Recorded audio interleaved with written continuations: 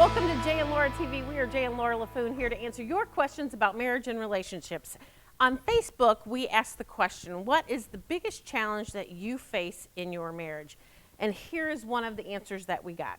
The biggest challenge in our marriage after 33 years and 4 young adult sons is to keep the communication wide open and to enjoy, seek, or be comfortable with intimacy and sex with each other. How do we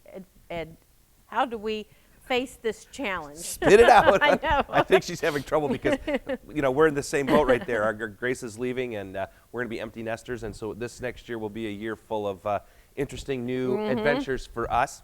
And one of the things that we tell couples all the time is to don't pursue happiness, pursue joy. Big difference. Happiness, the root word, it comes from those things that are happening around you.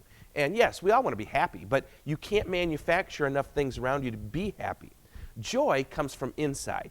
And when you're filled with joy, especially in a relationship, when you're filled with joy, it makes you happy. See the difference?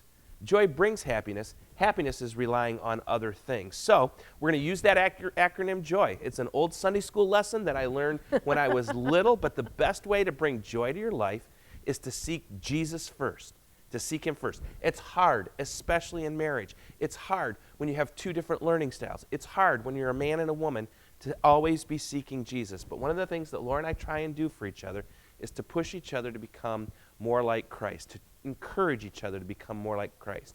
So Jesus first, others second. And the first I thought other, you were like, the first other needs to be your wife or your husband. We say this all the time from stage at our conferences, our date nights. If you call yourself a Christian, the first place you need to be living out all of those Christian values is with your spouse. If you can't live it out here, it doesn't make any difference what you do everywhere else. So think of your spouse first, others, and then finally yourself. When was the last time you prayed for yourself? I mean, really prayed for yourself. You might be thinking, well, that seems selfish. No.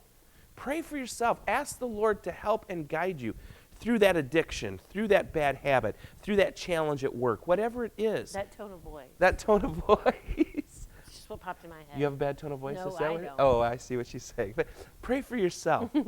Allow the Lord to bring joy into your life. Well, we are Jay and Laura Laffoon here to answer your questions about marriage and relationships. We will see you next week.